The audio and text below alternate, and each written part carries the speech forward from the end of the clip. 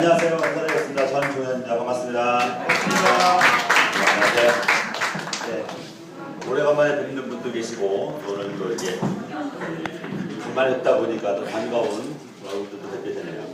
오늘 2015년은 소셜 리뷰라고 했지만 이제 IT와 우리 모바일 또 SNS 쪽에 기류가 어떻게 흘러졌었고 어떤 것이 있었는지를 시간이 짧기 때문에 사실은 전체적인 내용을 보려면 한 몇 시간이 걸리는데 짧게 줄여서 리뷰를 잠깐 해보고요. 새해 트렌드는 제가 새해를 예측하는 그런 사람도 아니고 제가 트렌드 전도사는 아니지만 그래도 새해 트렌드가 어떻게 될 것인지 시중에서 보고 있는 그런 트렌드들을 조금 모아서 함께 같이 나눠보면 어떨까라는 생각이 들었습니다. 그래서 오늘 같이 보려고 하는데 카메라가 많아서 신경이 엄청 쓰이거든요. 하고 있습니다. 어디 카메라를 봐야 될지 잘 모르겠어요. 가끔 펜치스 해주시면서 5번 카메라 해주시면 제가 포즈를 취해드리도록 하겠습니다.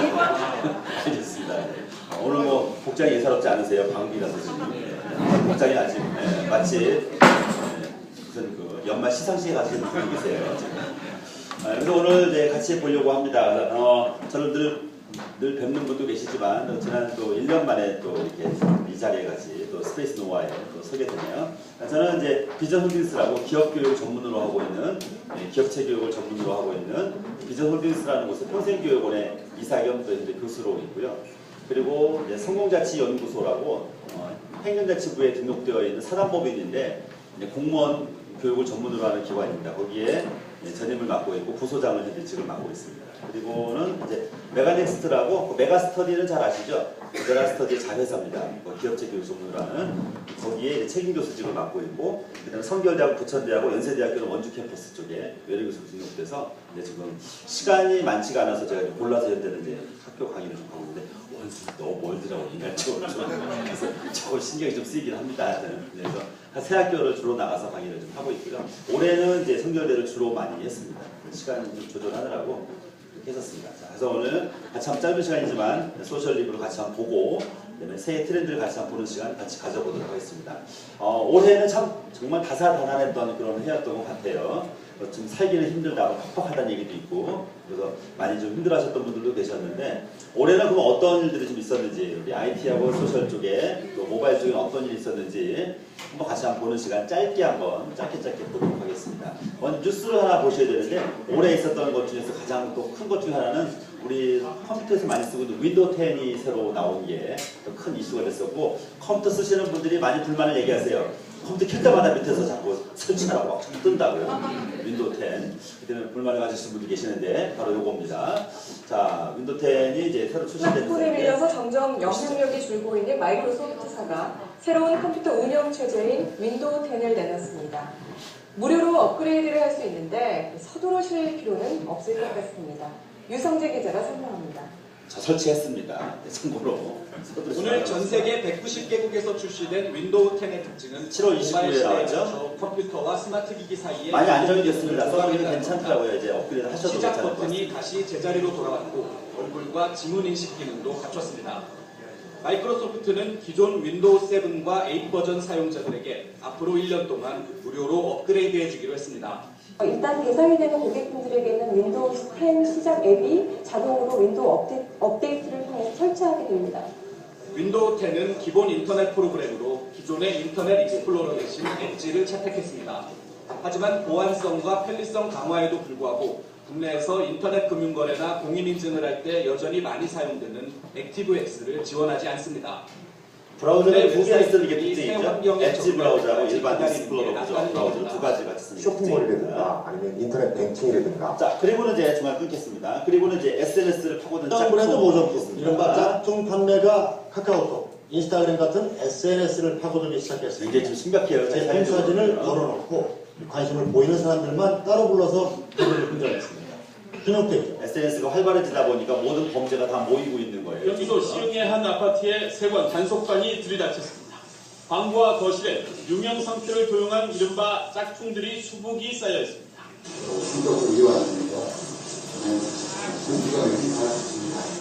서른두살 김모 씨 등 2명은 지난해 10월부터 최근까지 짝퉁 시계와 가방, 지갑 8천여 개를 중국에서 밀수했습니다.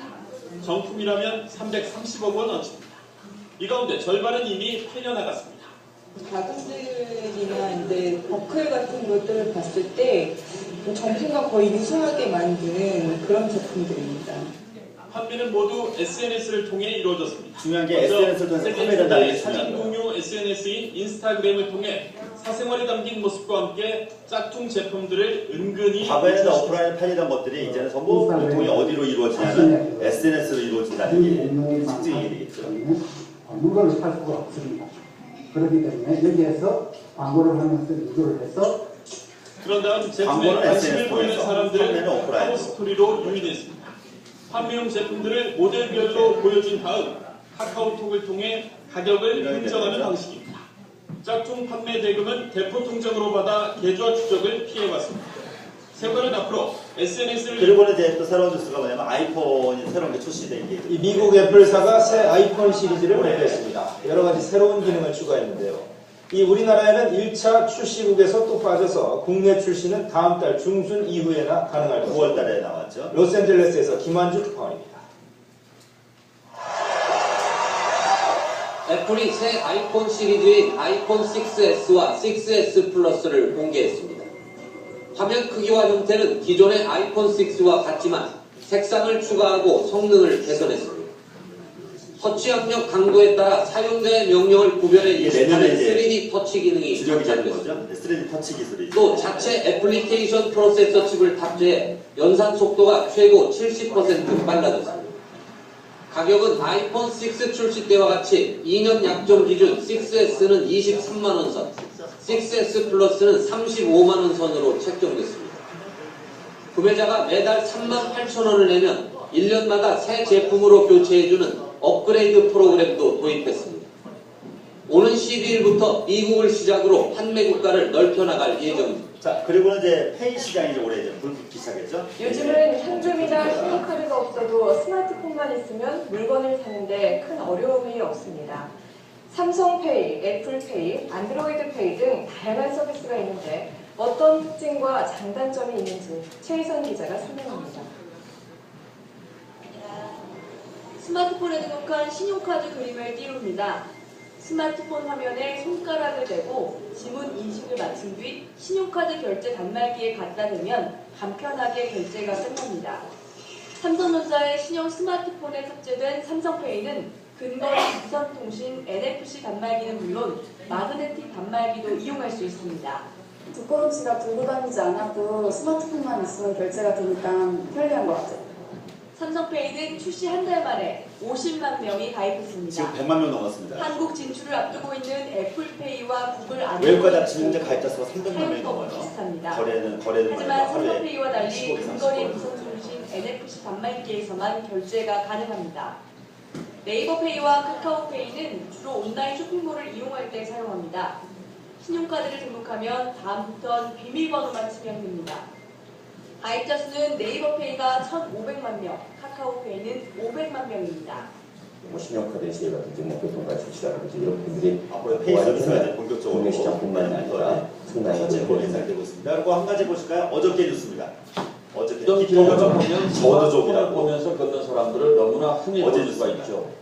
중국에서는 고개를 숙이고 스마트폰만 보며 걷는 사람들을 디서우족이라고 한다는데 이 디토우족 때문에 교통사고가 크게 늘었습니다. 베이징 우상욱 특파원이 취재했습니다.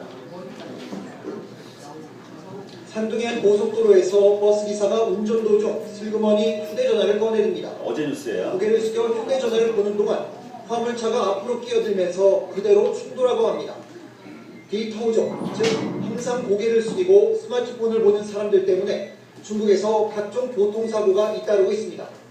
휴대전화를 보다 고장으로 정차한 차량을 뒤늦게 발견해 추돌하거나 도로를 횡단하는 사람을 치어 숨지게 하는 일도 발생했습니다. 在事故发生前的7分钟里，肇事司机一共掏了3次手机，一共低头看了39次。 중국 교통당국 실험 결과 운전 중 전화를 받으려면 1.6에서 2.3초 정도 환율을 팔게 되는 것으로 나타났습니다.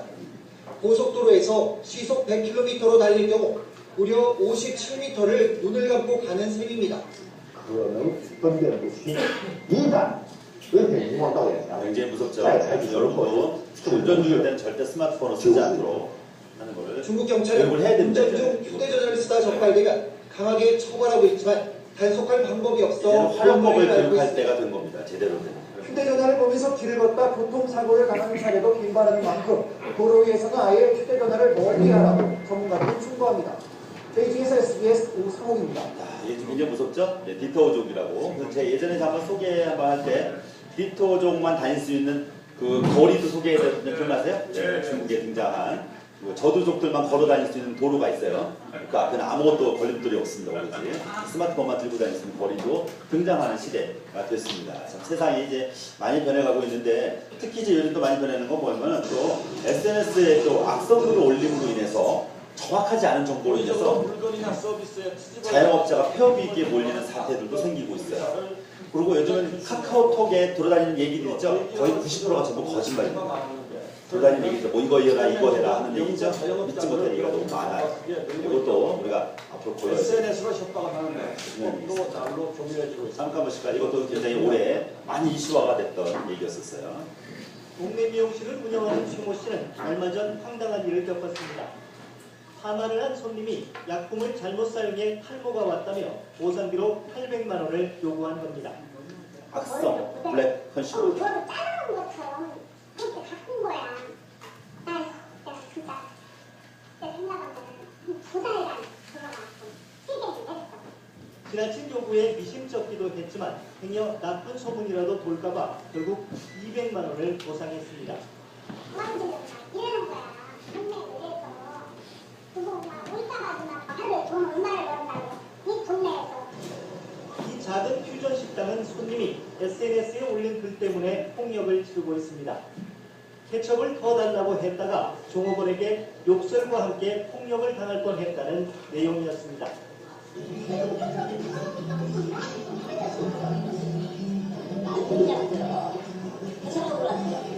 비난 댓글이 삽시간에 수천 개나 달렸고 네티즌들의 신상 털기가 시작됐습니다. 얼굴은 다 팔리고 전에 어떤 일을 했고 나의 몇 살인지 그거 아시고 나서 막 그만뒀으니까. 그런데 당시 상황을 지켜봤던 다른 손님들의 얘기는 SNS 내용과는 전혀 달랐습니다. 뒷박질에서 계속 이게 무서운 겁니다. SNS의 위력이 좋은 쪽으로도 쓰여야 될 텐데 이게 상대방을 악의적으로 평가하거나 있지도 않은 얘기를 확산시키는 효과가 있다는 거죠. 그런 것을 인해서 지금 굉장히 좀 우려되는 부분들이 이런 것도 정화 활동도 필요한 건데 퍼나르는 건 잘하는데 우리가 퍼나르는 거에 진실성 검증은 잘 안 한다는 거.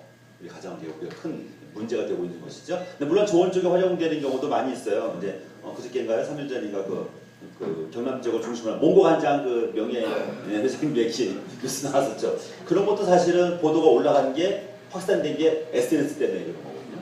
그래서 사실은 이제 물론 잘못한 거죠. 갑질이죠. 엄연하게 그 회장 그 명예 회장님의 운전기사를 이제 폭행한 거 아니겠어요? 막 포고를 하고 사실 있을 수 없는 얘기죠. 사실 요즘 같은 시대 어떤 시대인데 네. 그런 부분들이 SNS로 터지면서 이제 그런 부분들이 이제 이슈화가 됐는데 이제 그런 부분들은 사회 질서를 바로잡아 나간다는 측면에서 보면 정말 좋은 거긴 하지만 이렇게 없는 얘기도 퍼나를 수 있다고 하는 그런 우려 섞인 부분들도 올해 특히 많이 등장했던 SNS의 어떤 해악적인 부분들, 잘못된 부분들도 한번 나오지 않는가 싶고요. 우리가 그런 부분들도 걸러낼 필요가 있어요. 카톡에서 보면은 이렇다더라 조심하세요부터 시작해서 돌아다니는 내용들이 있잖아요. 그런 내용이 70% 이상이 거짓말이라는 얘기도 있어요. 검증해보면 아닌 경우도 굉장히 많다고 하지 않습니까? 그러니까 그런 부분들도 우리가 좀 오히려 검증을 해보는 네티즌 수사대란 말이 있잖아요. 그런 것도 한 번씩 우리가 한번 생각해 볼 필요가 있지 않을까 싶습니다. 어쨌든 올해 좀 많이 이슈화가 됐던 것이 바로 우리 SNS에서 돌아다녔던 많은 그런 이슈화된 정보들, IT 업계의 그런 동향들 이런 부분들이 아니었나 싶습니다. 자, 우리가 많이 쓰고 있는 SNS 뭐의 약자입니까? 소셜 네트워킹 서비스 또는 네트워크 서비스라고 흔히 부르는데 사실 외국에서는 SNS란 말은 더 많이 안 쓰고요. 어떤 말을 더 많이 쓰냐면 소셜 미디어란 말을 더 많이 사용합니다. 우리나라에서만 유독 SNS란 말을 쓰고요. 외국에서는 소셜 미디어라는 말을 써요. 미디어죠 사실은 그 안에. 다양한 종류의 매체를 활용하기 때문에 소셜 미디어 중에 소셜 미디어인데 그 안에 있는 관계망 자체를 SNS라고 부르는 건데 우리는 그냥 다 통칭해서 그냥 SNS라고만 부르는 용어의 어떤 하나로 통일한 한국 사람들은 통일을 참 잘해요. 그런 거 보면 뭐 이거 아니면 아닌 그죠? 영화도 좋은 게 나왔다면 왕창 몰려가서 봐야 되는 그런 게 좀 우리는 좀 있는 것 같아요. 그래서 소셜 미디어라는 이름으로 거의 통용이 되고 있고요. 그래서 SNS라는 용어보다는 저쪽으로 많이 쓰이고 있는데, 그러면 소셜 미디어의 정의를 다시 한번 우리가 다시 한번 정리를 해볼 필요가 있을 것 같아요, 이번 기회에. 그럼 소셜 미디어는 뭐냐? 이렇게 정의를 내리고 있습니다.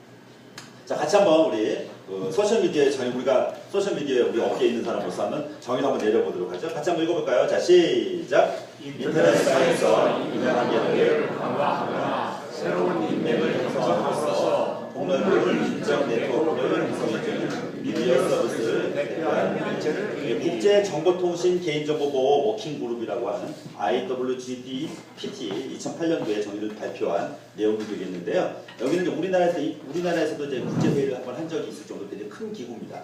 이쪽에 정보통신 관련한 세계 최대 기구거든요.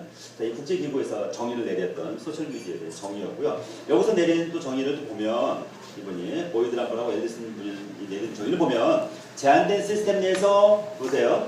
개인이나 자신을 대중한테 또는 일부 대중한테 소개하고, 그 다음에 정보를 제공하고 받을 수도 있고, 그 다음에 관계를 형성하고 유지하면서 시스템 내에서 다른 이용자들의 관계망을 내가 보거나 연결하는 거. 그 세 가지 측면. 이것을 우리가 소셜미디어다 이렇게 정의를 내리고 있습니다. 자, 근데 어떤 분들을 보면 요즘 소셜이 인원이 많아지다 보니까요, 가입자 수가 갑자기 증가하면서 이상한 것들이 많이 들어와요. 보면. 근데 그분들 특징이 한결같은, 저는 보면 어떤 분들을 가입 승인을 하느냐, 첫째 원칙이 얼굴이 없는 거는 가입 승인을 안 해줍니다. 첫 번째가 얼굴이 없으면 안 해주고요. 두 번째는 정보를 공개하지 않는 사람도 있어요. 들어가서 보니까 정보가 없어요. 개인정보 아무것도 없어요. 이게 뭐야? 자, 보세요. 소셜미디어 특징이 뭐예요? 기본적인 게 자기를 소개해야 돼요. 어떤 분들은 그래요. 정보 공개가 새 나가면 어떡하느냐 우려하시는 분이 계시거든요. 내가 공개하는 만큼 들어오는 거 아시죠? 내 공개 안 하면 들어올 수가 없어요, 아무도. 그래서 내 자신을 공개하는 것만큼 들어오게 되어 있는 건데, 자신을 공개하지 않아요. 그런 분들이 많거든요. 그런 분들 절대 친구를 연결하실 필요가 없습니다. 내 자신을 공개한 것만큼만 들어오게 되어 있어요. 그리고 정보를 제공해 줄 수 있어야 됩니다. 남의 자료를 저는 퍼나르기만 하는데 그것도 좋은 겁니다. 왜냐하면 실제로 SNS상에서 돌아다니는 자료 중에 그 실제 자기가 만든 게 얼마나 될까요? 10%가 안 돼요. 한 10% 정도고, 한 70%는 퍼나르는 사람이에요. 퍼나르는 사람. 그 30%는 좋아요만 열심히 눌러주시는 분들이거든요. 물론 좋아요도 품앗이에요. 자꾸 이렇게 서로 해주시는 거 좋은 겁니다.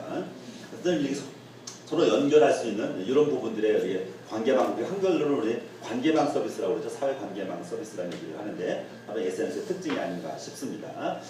자, 그래서 SNS 특징을 다시 한번 보시면서 이 소셜미디어의 구성을 보게 되면, 소셜미디어는 어떻게 구성이 되어 있느냐. 첫째가 이거죠. 첫째가 S로 시작합니다. 뭘까요?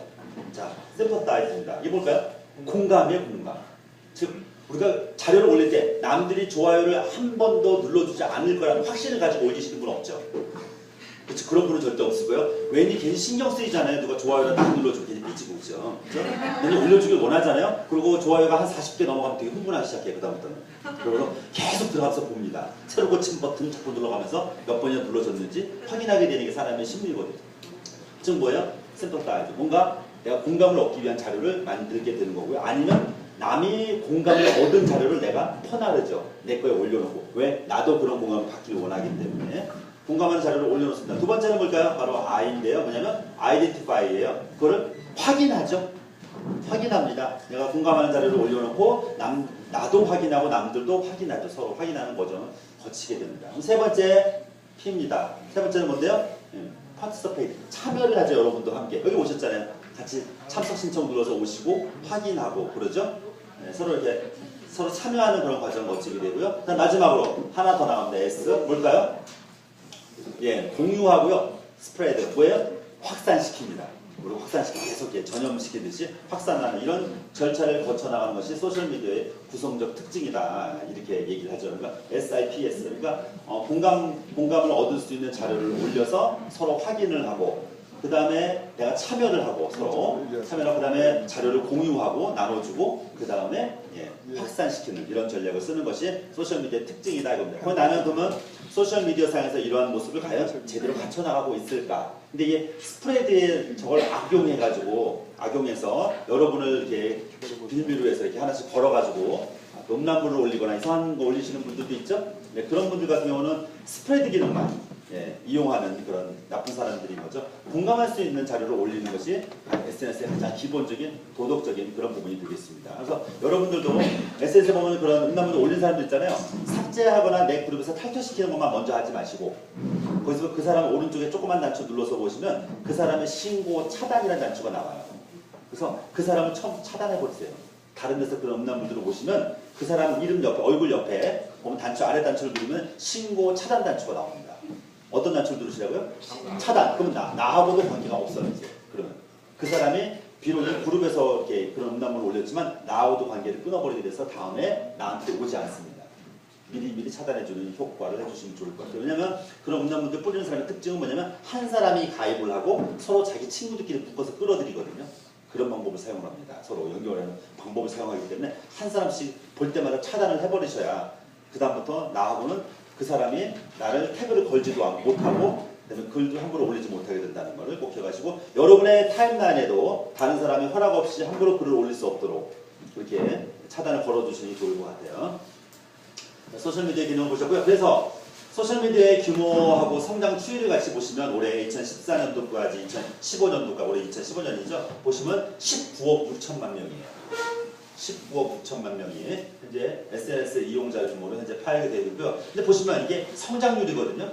성장률은 어떤 것 같으세요? 점점 내려가고 있죠. 결국 이 말은 뭐예요?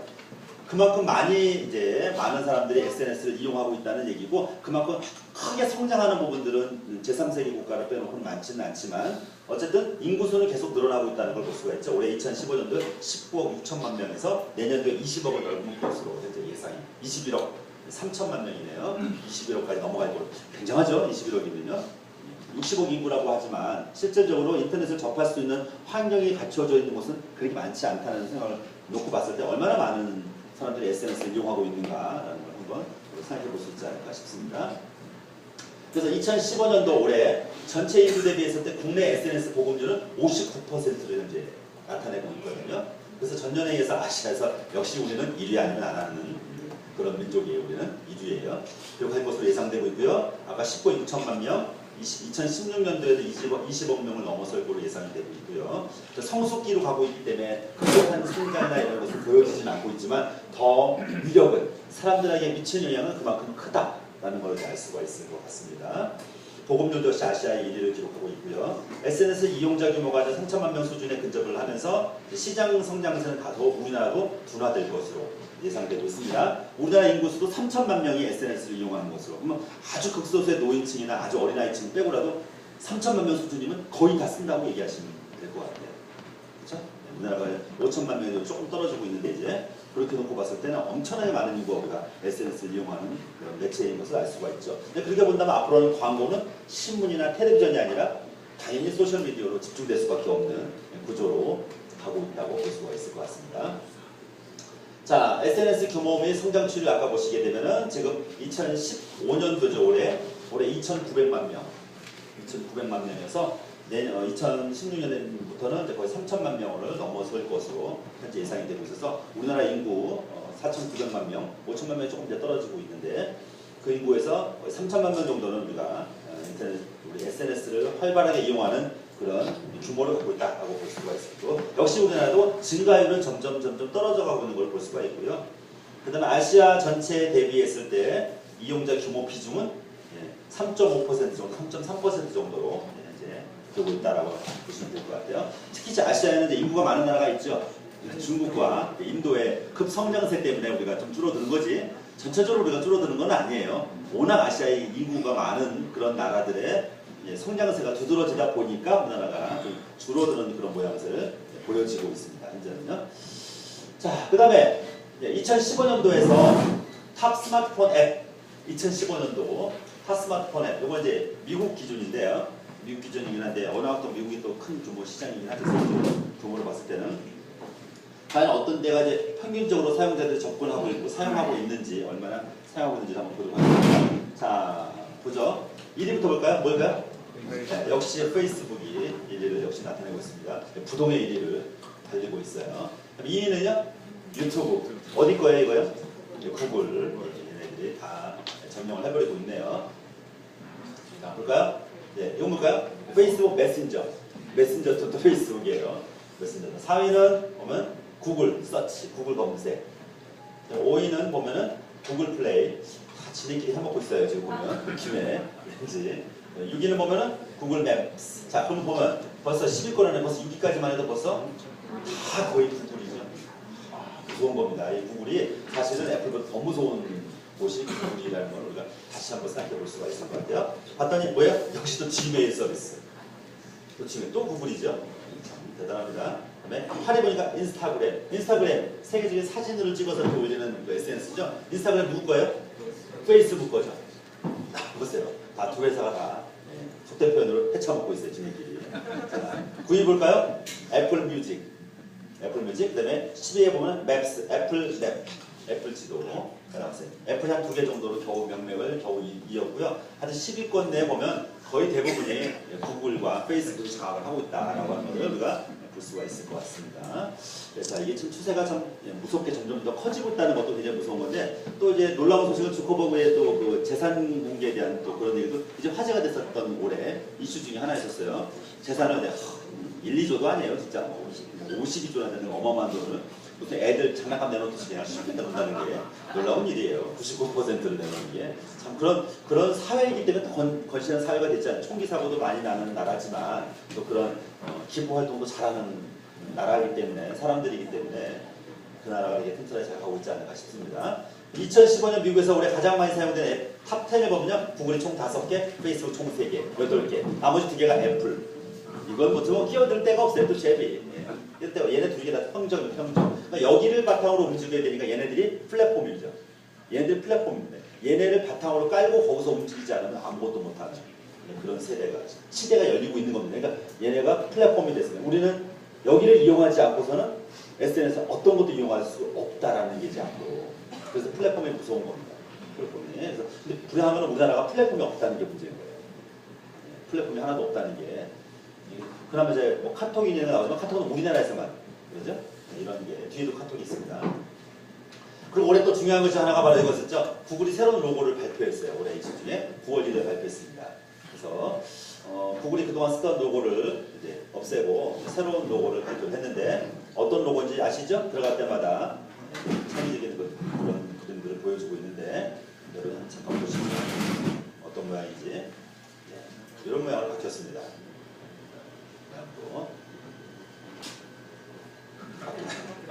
함께 애교가 있어요. 바뀌었고요. 자, 그 다음에 이제 보시면 여러분 잘 아시는 레디 페이지, 레디 페이지하고 세리게 브린. 그러니까 레디 페이지는 이제 공동 창업을 성공시킨 사람으로서 구글의 창업자로서 전 세계 재벌 재산 순위 19위를 가지고 있는 정말 어마어마한 부자죠. 자, 이 사람들이 또 이렇게 정말 멋진 이걸 구글을 또 만들어 나가고 있습니다. 자, 보시면 구글 초기에 이런 화면이었죠. 구글에서 발표한 영상이에요. You can Google it. Google on the internet.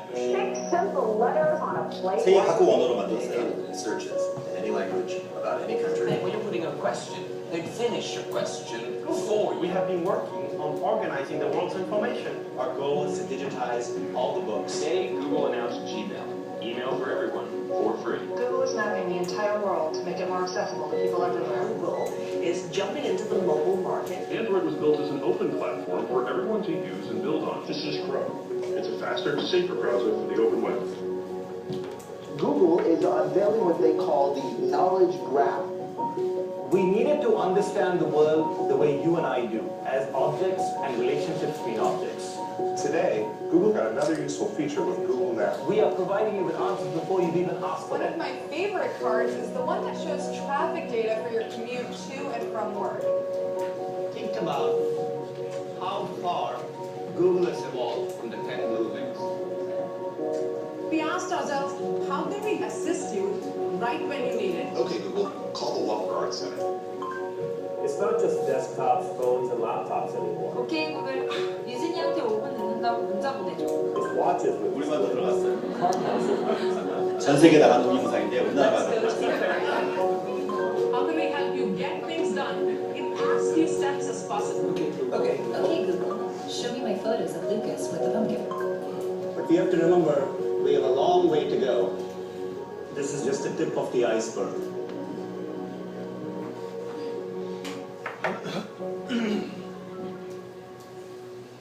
있었죠. 그래서 구글이 어떻게 발전됐나 보시게 되면 97년도에 처음 시작할 때 구글 마크는 이렇게 생겼습니다. 로고를 이렇게 생겼었는데 98년도에 이렇게 바뀌었고요.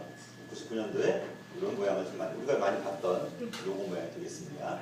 이렇게 바뀌었고 99년도에서 2010년도까지 썼던 것이 이 모양. 가장 많이 보신 아마 모양이 아닌가 로고 같은 로고체가 아닌가 싶은데요. 2013년도까지 쓰인 것이 거의 구별이 좀 잘 안 되죠. 큰 차이가 안 나죠. 좀 비슷하게 나고요. 그 다음에 이렇게 모양이 밑으로 나왔습니다. 약간 글씨가 좀 다듬어졌죠. 어떤 컴퓨터에서도 글씨가 깨지지 않고 잘 산셋이라고 잘 깨지지 않게끔 보여주는 그런 글자체를 골랐기 때문에 이런 글자를 쓴 거예요. 다른 데로 다 이유가 있기 때문에 한 거죠. 그렇게 해서 지금의 이제 모양이 완성이 된 겁니다. 현재 모양이 완성이 됐어요. 그래서 여러분 구글 사이트 들어가시면 이런 모양으로 현재 나오고 있습니다. 이런 거 하나하나조차도 발전되는 모양조차도 과연 누구를 중심으로 놓고 이제 발전이 되어 왔느냐가 참 중요한 부분인 것 같은데 그거는 이제 사용자를 어떻게 하면 좀 더 자기주의 그런 편의성을 잘 이용할 수 있을까 싶어서 이렇게 했고요. 특히 구글은 이제 올해 많은 변화를 가져왔는데 그중에 가장 큰 걸 변화가 바로 뭐냐면 구조 개편을 했다는 거예요. 구글이. 구조 개편을 해가지고 알파벳이라는 회사를 설립했죠. 얘네가 지주 회사예요. 구글은 사실은 알파벳의 밑에 회사입니다. 알파벳이 위의 회사고요. 지주 회사를 중심으로 이 아래쪽에 편성이 되어 있는 것이 구글입니다. 그래서 얘네도 구조 개편을 통해서 이런 회사의 체계를 좀 더 내실 있게 다져가는 그런 모양새를 가져왔고요.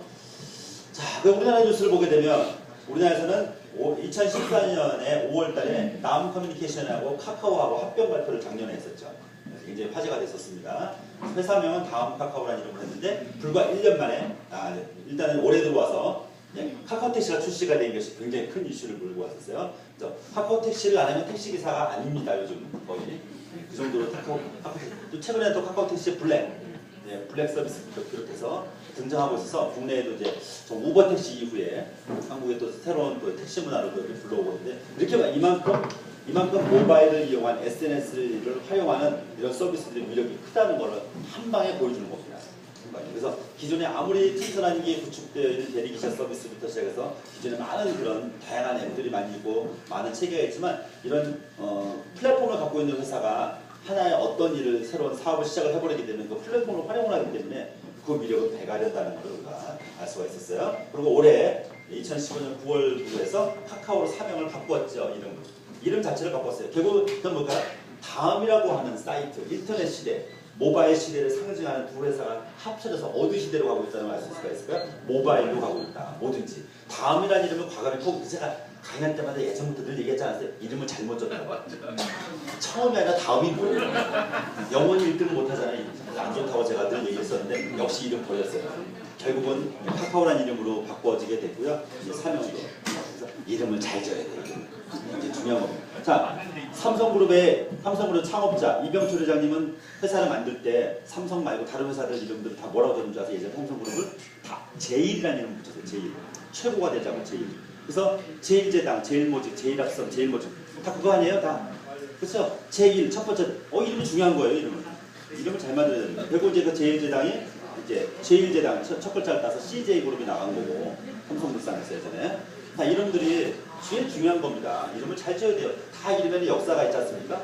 그 다음에 LG그룹 같은 경우도 다 이전에 럭키, G 골드스타 합쳐진 이름이죠. LG. 그 허씨 집안과 구씨 집안이 만든 회사. 그래서 이제 자본이 되고 한쪽은 구씨 집안을 경영을 하고. 그리고 이제 그런 모태가 돼가지고 지금 이제 LG로 나와서 나중에 회사 성장하고 나니까 분리한 거 아니겠어요? 그래서 이제 LIG, GS그룹 다 GS그룹 허씨 집안들이 가져가고. 그렇게 다 분리가 됐죠. 그러니까 그런 이름 하나하나에는 기업에 다 역사가 숨어 있고 거기에 다 의미가 숨어 있지 않습니까? 한국화약그룹도 지금 한국화로 바뀌었죠. 예전 이름 참 안 좋았어요. 한국화약그룹 하니까 중국에 이제 유명한 일화가 있잖아요. 중국에 이제 거래를 하러 이제 가져갔더니 한자로 뭐라 쓰면 한국폭약집단이에요. 그러니까 뭐가 되는 거예요? 거의 그 깽이나 거의 그냥 그런 팀이죠. 거의 그렇게 가니까 중국에서 거의 기겁을 했죠. 아주. 그래서 이름을 바꾼 거 아니겠어요? 한화그룹이라고 이름은 한국화약하니까 이제 완전히 거의 그 IS 같은 그런 느낌이 드는 거죠. 이름을 잘 지어야 돼요. 이름을. 이게 중요한 겁니다. 자, 그렇게 했었고요. 그렇게 해서 네이버하고 카카오를 비교를 하게 되면 이제 다음 카카오 밖에서 처음에 이제 작년에 합병할 당시만 해도 비교한 겁니다. 그때만 해도 보시면 네이버가 24조. 와, 대단하죠. 24조. 정말 이 하나 가지고 지금 판교 쪽에 가면 네이버 빌딩 하나 있잖아요. 이렇게 성장을 했죠. 그 다음에 2조 3,120억 원. 2조. 이 온라인 하나만 가지고 이렇게 정말 대단한 겁니다. 지금. 그냥 5,241억 원 영업이익만 주력 사업은 포털, 네이버, 라인, 밴드 이런 거죠. 네. 그래서 카카오톡도 좀 추격하기 위해서 요즘 노력을 많이 하고 있습니다만 여기서 만든 라인이라는 서비스. 그 다음에 다음에 메신저죠. 다음에서 하는 카카오톡 우리가 많이 쓰고 있는 여기는 자 그러면 보면 라인 같은 경우는 몇 명이에요? 총 가입자가 4억 3천만 명. 다음 카카오에서 있었던 카카오톡은요 1억 4천만 명 사용자를 갖고 있다는 걸 볼 수가 있어요. 그럼 전 세계에서 메신저가 굉장히 위력이 크거든요. 메신저도 예전에 MSN 메신저 많이 썼던 거 기억나세요? 예, 그래서 예전에 직장에서 많이 썼어요. 애들이 꼬마애들이 되게 좋아했었어요. MSN 아저씨라고 예전에 그랬어요. 꼬마애들이 많이 불렀던 이 MSN. 근데 지금은 과연 어떻게 변하고 있을까? 세계 각국의 1위의 메신저를 보겠습니다. 세계 각국 전 세계 1위의 메신저. 그러면 카카오톡은 어디예요? 우리나라 하나밖에 없어요. 여기에 문제가 없다. 국내에 갇혀있다는 게 문제고요. 그다음에 네이버의 라인이 태국과 일본과 대만에서 각 1위 메신저입니다. 가장 전 국민들이 가장 많이 쓰는 메신저가 되겠고요. 자 보시면 이제 뭐 거의 다 중국에서는 QQ가 있고요. 마이버 서비스라고 또 있어요. 이것도는 미국에서 출발한 서비스인데 이것도 보면 실제로 미국에서는 1위가 아니에요. 페이스북이 1위고 오히려 미국에서 출발했던 마이버 서비스는 쿠웨이트, 러시아, 불가리아, 그리스, 아일랜드, 우크라이나에서 1위를 달리고 있고요. 가장 또 많이 쓰는 게 또 뭘까요? 페이스북 메신저와 함께 많이 쓰는 게 왓츠앱을 많이 쓰고 있다는 것을 우리가 또 알 수 있습니다. 왓츠앱의 위력이 굉장히 커요. 전 세계적으로 가장 많이 쓰고 있는 앱이 되겠습니다. 자, 이런 이제 각국끼리 이제 메신저를 보셔야 되고요. 메신저의 위력이 그만큼 큰 이유는 우리나라 그러면 이제 또 시류를 보시려면 또 베스트셀러를 한번 잠깐 보시겠습니다. 올해 베스트셀러 1위부터 10위까지입니다. 올해 1위부터 10위까지. 책 한 권이라도 보셨습니까? 네, 아무리 우리가 SNS도 좋지만 책은 보셔야 됩니다. 책은 정말 중요한 건데 올해 1위부터 10위까지는 책이 다 보면 다 실용적인 책들인 거를 많이 볼 수가 있어요. 특히 이 사람 올해 많이 떴죠? 네? 백주부. 이 사람 때문에 요즘 그 시장의 음식점들 장사가 안 된다는 거 아니겠어요? 다 집에 들어가서. 그리고 이분이 무슨 꽁치 가지고 요리를 해버리면 그 다음날 슈퍼에 마트에 꽁치가 다 전부 통조림이 전부 품절되는 사태가 벌어지고 있는. 그리고 요즘 이거 커피숍까지 하고 있죠. 요즘은 옛날부터 물론 출범했던 거죠. 백다방 그런 거, 백다방 같은 거. 하여튼 참 굉장히 다양하게 요즘 많이 하고 있는데 토익도 있죠. 네. 어떤 것들이 많이 쓰나 볼까요? 자, 1위가 요거였었죠. 이겁니다. 미움받을 용기. 사실 그 정도로 이슈화 될 만한 책은 아닌데 이상하게 어떻게 심리학책이 이렇게 아들러의 심리학책이 이렇게 인기를 끌게 됐을지 모르겠습니다. 그만큼 이제 어떻게 보면은 한국 사람들의 어떤 심리적인 갈등이나 고민과 고통이나 아픔이 많은 사회가 아닌가 우리가 지금 그런 걸 보여주는 얘기가 아닌가 싶어요. 그리고 지적 대화를 위한 넓고 얕은 지식이 이게 약간 모양이 다른 게 하나가 있고 여기도 있죠. 그죠? 2위와 5위를 같이 달리고 있는 게 바로 이 책인데 이 책 진짜 보면요 얕아요. 지식이 진짜 별로 내용이 볼 건 없어요. 근데 이 책 보고 나면 좋은 건 뭐냐면 대화하기 딱 좋아요. 대화하기 딱 좋은 만큼 좀 어려워진다 싶으면 싹 넘어가 버려요. 그러니까 좀 깊이 있는 내용은 하나도 없어요. 요즘 책 보면서 스트레스 받을 일은 전혀 없는 그런 책이에요. 실용적인 서적들 그런 책들이 인기를 끌고 있습니다. 그러면 3위가 이제 소설, 예술이재는 인민의 정원, 그다음에 소설인데 소설 1위를 차지한 일본 사람이 지은 책이죠. 나미야 자파전이죠. 그다음에 5위가 역시 또 지적 대화를 위한 넓고 얕은 지식. 그다음에 6위가 공부 얘기예요. 학생들이 제일 싫어하는 공부 얘기인데 하버드 새벽 4시 반.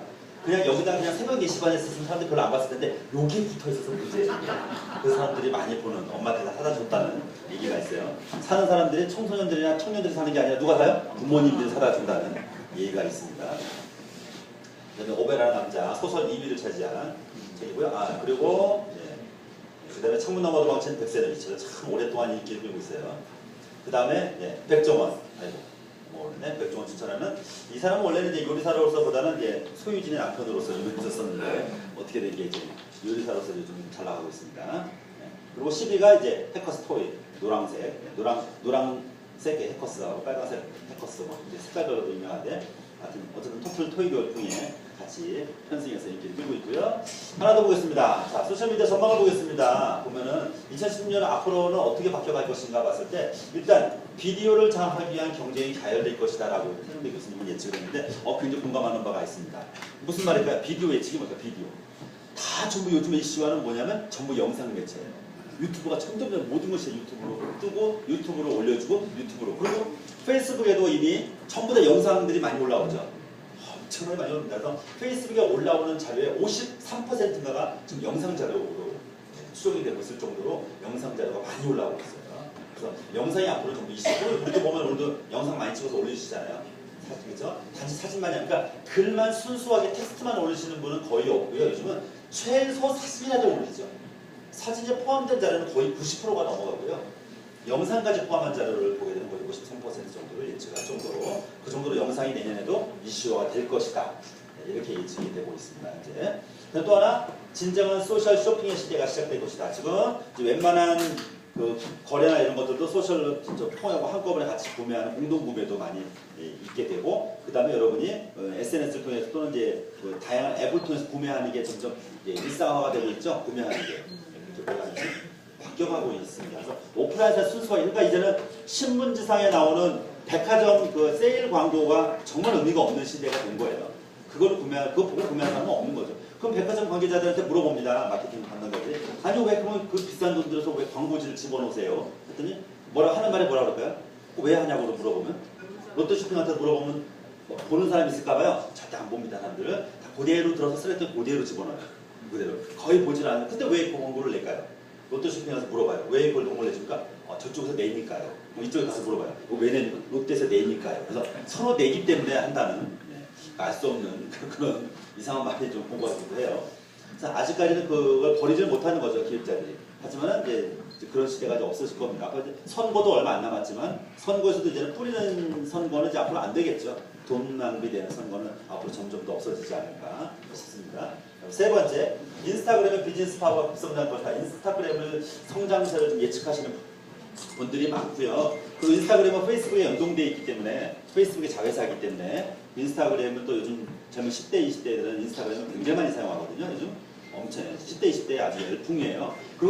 그리고 우리가 여기가 특히 인기 있는 이유는 인스타그램을 써보시면 인스타그램은 사진을 올리는데 사람들에게 이렇게 뭐 그 다 좋아요를 뭐 강요하지 않나 뭐 이렇게 뭐 사람들에게 뭘 해달 이런 강요가 없다는 거죠. 편하게 부담 없이 올릴 수 있다고 하는 거. 간섭받기 싫어하는 요즘의 그런 시대를 잘 보여주는 모습이 아닌가 또 싶기도 합니다. 자, 그리고 나오는 게 인공지능 기술, 소셜미디어 전복 빠르게 이루어질 것. 자, 인공지능 기술이 우리 페이스북에서도 많이 올라오고 있어요. 인공지능 기술. 뭔지 아세요? 대표적인 거? 이렇게 단체 사진 찍고 나면은 거기 가면 거기다 태그 하나 걸려 그러면 자꾸 사람 이름만 자동으로 막 뜨고 그러죠. 인공지능이 여러분의 얼굴을 인식하고 있어요. 가끔 이제 얼굴 표정이 매번 달라지시는 분들은 인식을 잘 못하더라고요. 잘 안 되는 경우도 있어요. 특히 달라지는 분들이 몇 분 있더라고요, 보면은. 그리고 특히 여성분들 경우는 예측이 참 잘 안 되더라고요. 모르겠지만. 예. 그래서 인공지능 기술이 점점 발달되고 있는데 오히려 그게 더 방해가 되기도 하죠. 내가 원하지 않는 사람 이름이 자꾸 뜨기도 하고. 그렇죠. 그리고 최근에 또 페이스북에서 모멘트라고 하는 앱이 등장한 거 아시죠? 사진 보내주는 서비스. 그거 맞아요, 안 맞아요? 보내주겠다고 하는 사람 이름이 내가 원하는 사람과 맞아요, 안 맞아요? 안 해보셨군요. 99% 안 맞아요. 성질나 죽었어요. 하나도 안 맞아요. 사실 보내주겠다는 사람이 엉뚱한 사람이 떠요. 네, 그런 경우도 많고요. 저는 사진 찍어서 누구한테 좀 보내줄까 딱 보면 왜 맨날 구인창 이름 자꾸 뜨는지 그 대표님은 나오지도 않으시는데 자꾸 공 대표님 이름 자꾸 뜨고 있어요. 그런 것들은 뭐. 그러니까 편리하긴 하지만 오히려 그게 예측이 내가 원하는 것까지는 아직 접근하지 않기 때문에 좀 불만족인 경우가 좀 생기고 있어요. 인공지능 기술.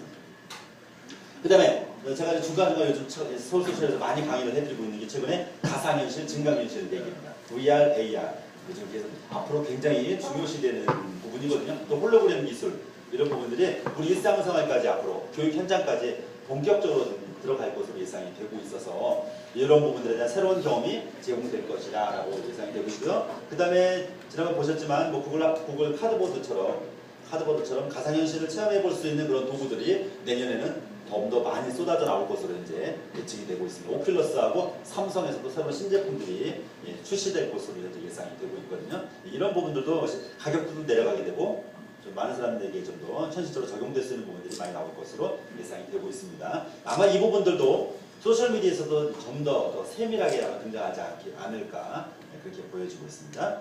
그래서 이제 또 스마트폰 쪽으로는 무선 충전 기술이 좀 더 확대될 것으로 예상되고 있어서 요즘 공항에도 무선 충전 기술을 갖춘 테이블들이 세 군데 생겼어요. 인천공항도 몇 군데. 그건 뭐냐면 스마트폰 충전할 데가 없잖아요. 그동안에는 뭐 선을 연결하고 찾아야 됐었는데 그럴 필요 없이 테이블에 잠깐 쉬었다 하는 테이블에 무선 충전을 할 수 있는 그런 탁자같이 조그맣게 접시처럼 생겨 충전하는 게 있잖아요. 충전기가. 그걸 바닥에 내장한 거예요.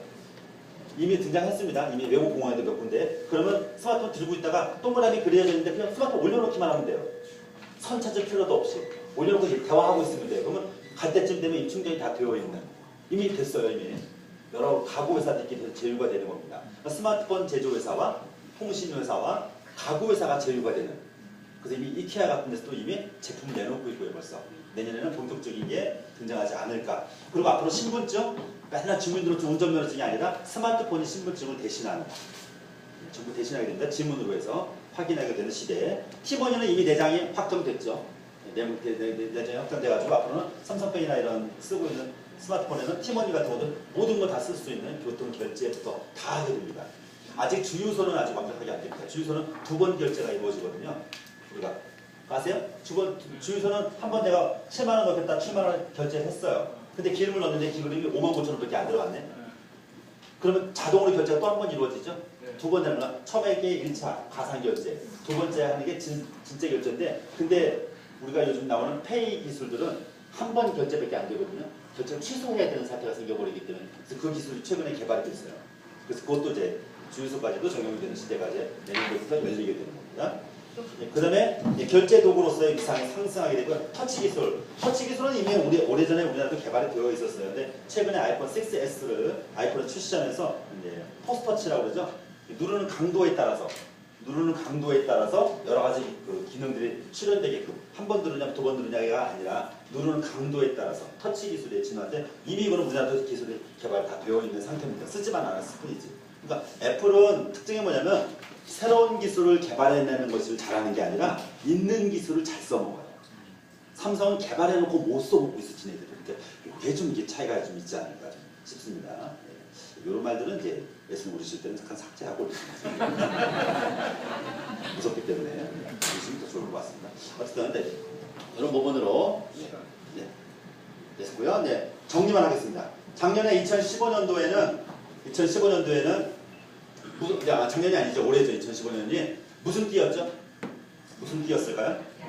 양띠. 그래서 카운터 쉐프였어요. 잠잘 때 양세보기.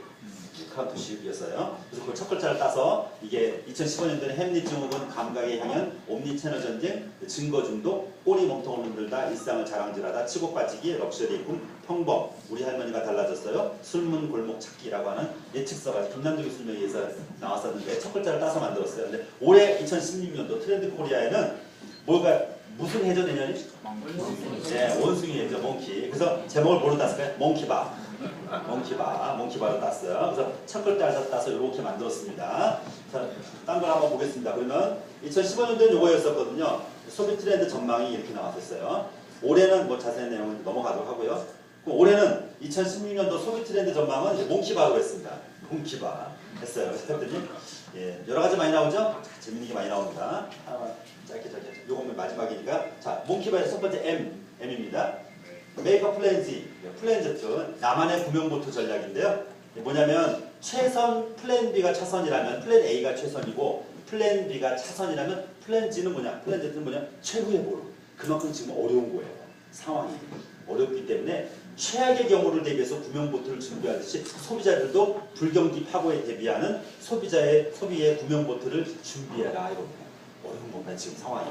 쉽지가 않습니다. 현재 우리 채무 비용이 지금 140% 넘어갔다고 얘기가 나올 정도로 이제 어렵죠. 그래서 지금 플랜 A 다음이 플랜 B가 아니라 플랜 Z까지 준비해야 되는 상황이다라고 하는 것을 이제 보여주고 있습니다. 이게 바로 M이고요. 두 번째는 뭘까요? 두 번째는 Over Anxiety Syndrome입니다. 과잉 근심 사회.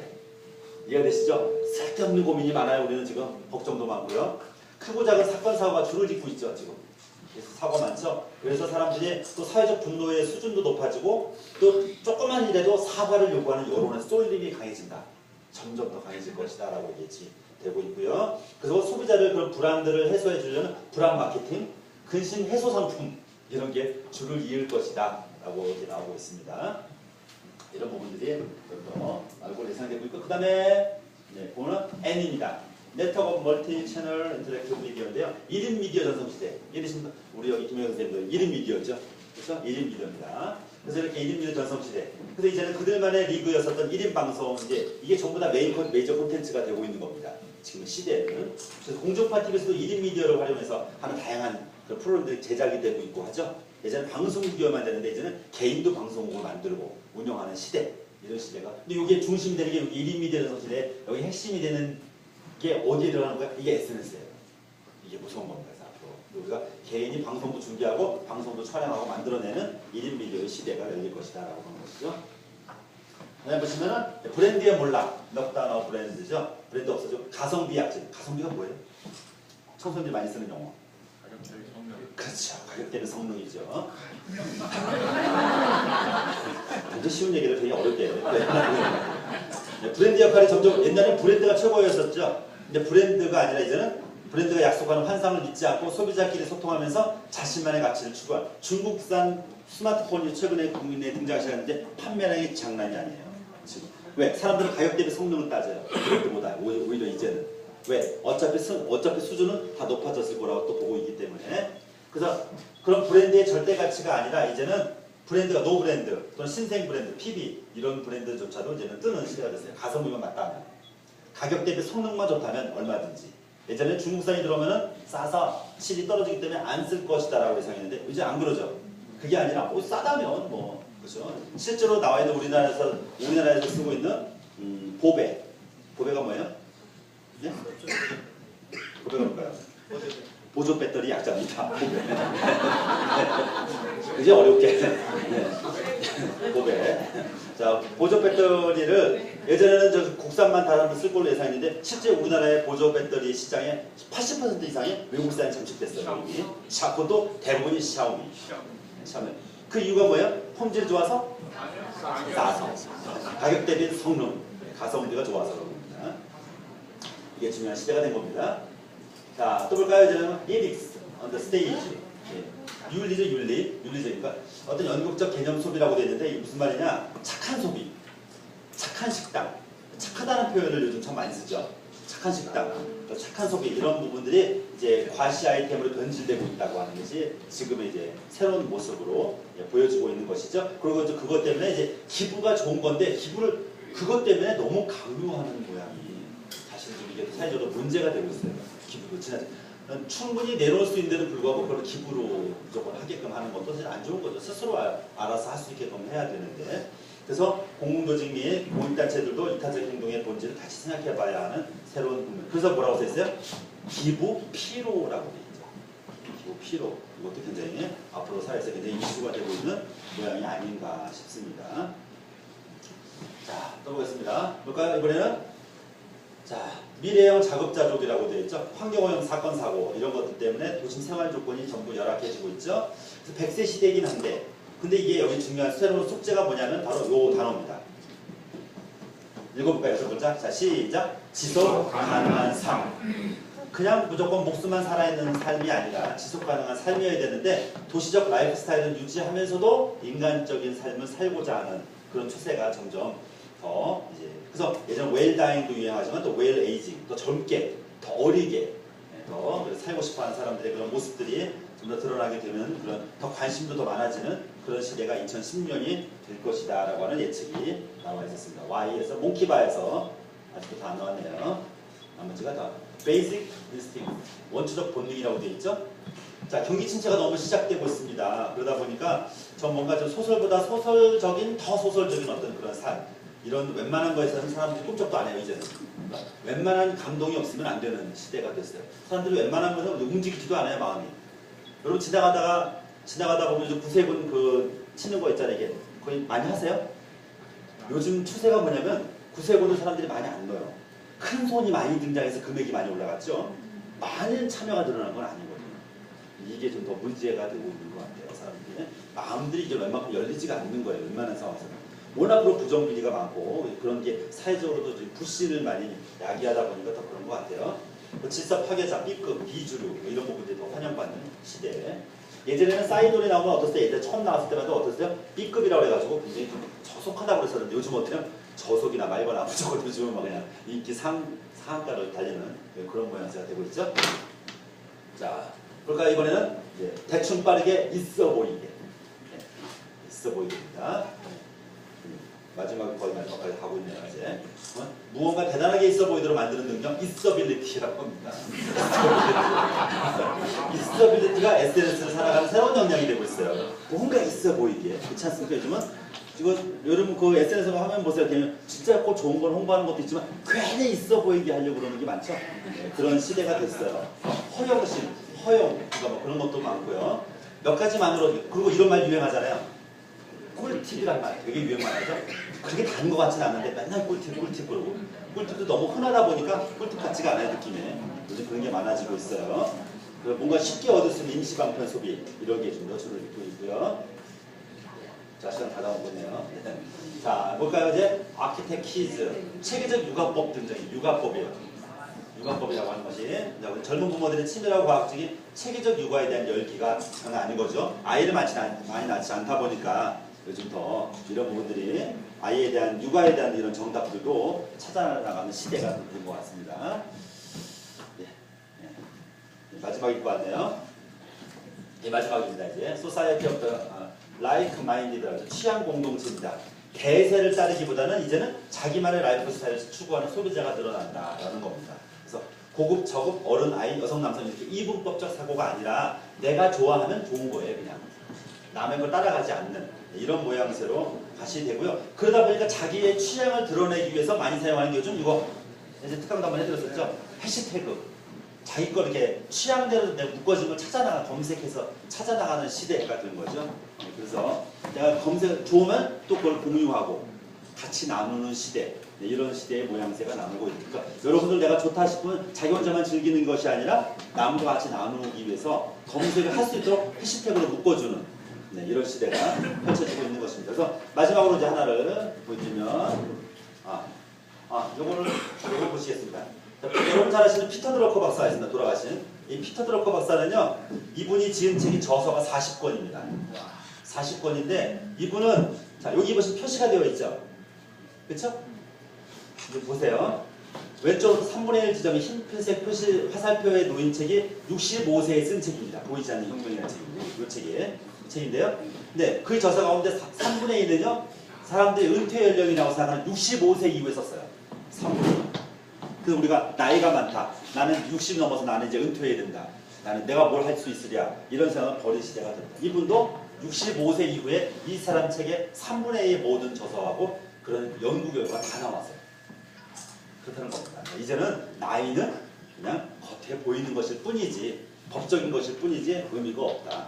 우리의 모든 역량들은 오히려 그래서 그런 대로 있잖아요. 요즘 노사연의 바람이 인기잖아요. 노래 가사가. 맨 끝에가 뭐예요? 우리는 늙어가는 것이 아니라 뭐예요? 이거 알아야 대화가 되는데 대화가 안 되고 있어요. 뭐예요? 네, 우리는 늙어가는 것이 아니라 뭐라고요? 익어가는 거. 얼마나 좋아요. 삶아서 익어가는 것이 아니라 정말 자양분을 더 이렇게 쭉 끌어모으는 정말 그런 익어가는 그런 문화. 얼마나 좋습니까? 그래서 우리는 늙어가는 것이 아니라 뭐라고요? 익어가는 그런 사람들이 되셔야 된다는 거죠. 현대 경영의 아버지로 불리는 피터 드러커 박사를 통해서 우리가 좀 배울 수 있는 부분들이 참 많을 것 같습니다. 내년은 무슨 해요? 병신년이지. 이제는 참 거시기 합니다. 이름이 거시기 하긴 합니다만 이 병신년의 한 해 정말 내년에도 새해 복 많이 받으시기 바랍니다. 마치겠습니다.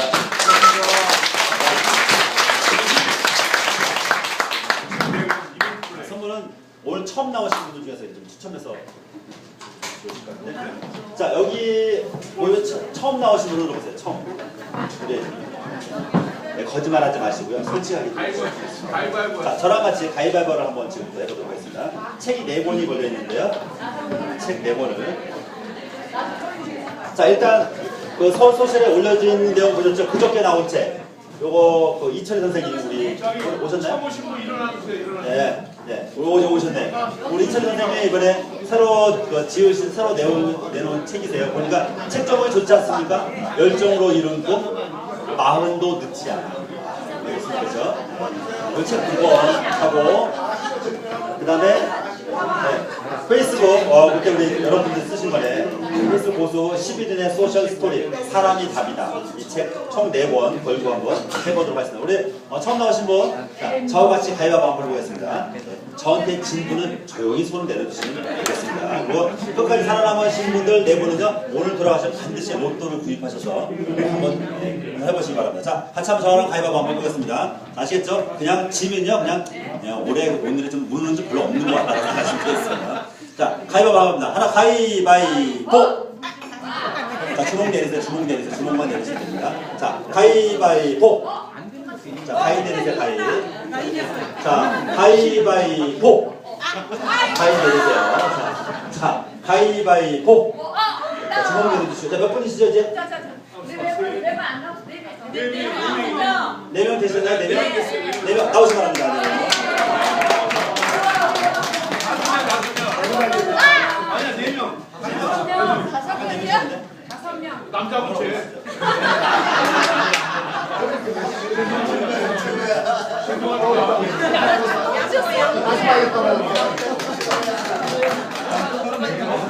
자, 마치겠습니다. 고맙습니다.